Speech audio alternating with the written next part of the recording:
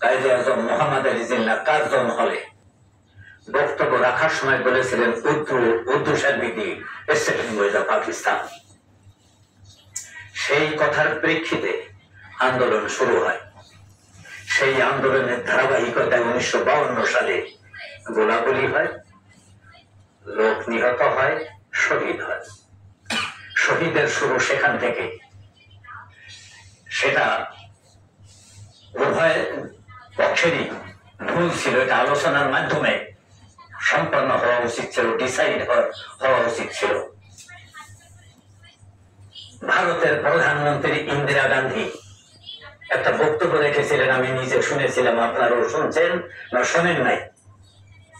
আসামে যখন ভাষা আন্দোলন হয় সেখানে কয়েকজন, যতদূর মনে পড়ে 9 জন অথবা 7 জন লোক নিহত হয়েছিলেন।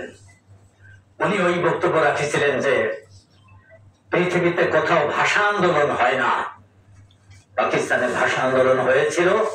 তার ফলাফল পরবর্তীকালে কি হয়েছে তা এই দেশের জাতি, হিন্দু, মুসলমান সবাই দেখেছে।